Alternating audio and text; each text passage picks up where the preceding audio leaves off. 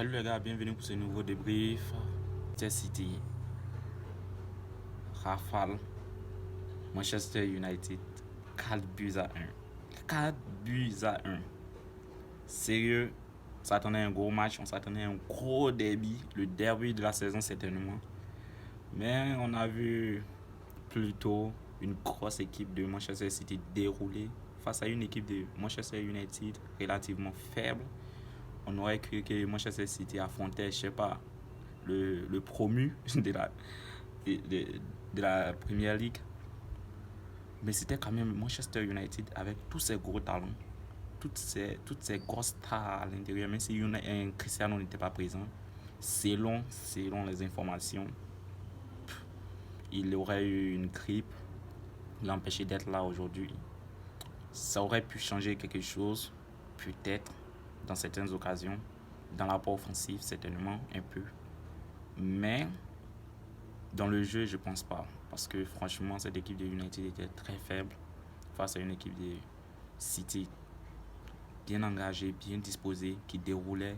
On a senti United qui a essayé de mettre la pression sur City, c'est la défense des Citizens dans les débuts de jeu.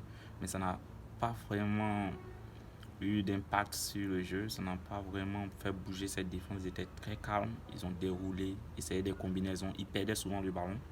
Mais ça reste ça. Ils ont su garder les calmes.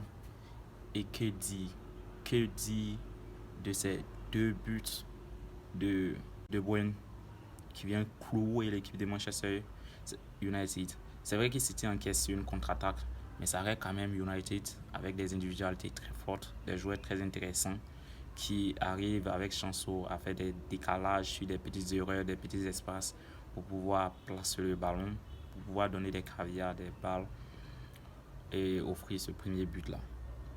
Je pense que United et City auraient pu marquer plus et ça aurait pas surpris quelqu'un. City aurait pu battre United malgré toute cette armada défensive qui a été positionnée, malgré tout ce milieu, ce renforcement du milieu, mais ils se sont fait littéralement manger. Ils se sont fait dominer dans le match. Quel joueur c'est Silva? Il arrive à maintenir le ballon, à tourner, à reprendre, à contrôler, à monter, à trouver des ouvertures, des passes. C'était extraordinaire de voir Manchester City. On ne peut pas citer les individualités de City parce qu'on les connaît déjà.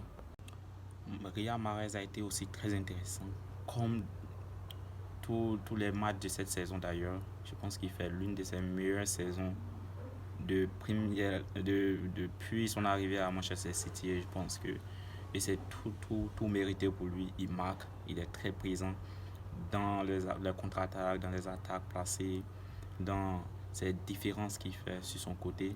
Et c'est très intéressant de le voir jouer avec Bernardo Silva sur ce côté-là. J'aimerais également revenir sur la performance de Phil Foden. Phil Foden qui a été extraordinaire. Il a fatigué cette défense de Manchester United. On a senti une défense acculée de voir tous ces attaques de ces deux côtés. Phil Foden a été extraordinaire sur son côté. Mais ce que je déplore le plus, c'est le fait que cette équipe de Manchester United, cette défense n'arrivait pas à s'adapter aux attaques placées, aux contre-attaques de City. Ces contre-attaques se répétaient. C'était les mêmes schémas, les mêmes choses qui se répétaient tout au long du match. Mais on a eu l'impression que United est resté dans son match, dans son mauvais match. Ils n'ont pas voulu bouger. Ils sont restés dans un faux système qui les fatiguait. Les joueurs n'ont pas pu s'adapter. L'entraîneur n'a pas pu adapter son système, ses remplacements à cette équipe de Manchester City. La preuve palpable, c'est sur ce but de Riyad Mahrez. Sur une reprise de volée qui s'était produit quelques minutes auparavant avec sur un coup franc de De Bruyne. Il avait raté ce tir, il avait mis un peu plus haut. Mais c'est la même occasion carrément qui s'est reproduite sur ce corner qui est centré en retrait par De Bruyne vers Mahrez. Reprise de volée, magnifique but, même si ça a été dévié par Maguire. Maguire qui fait un mauvais match comme à ses habitudes, dans ses déplacements, dans ses repositionnements, dans ses relances. Il a été très mauvais, selon moi.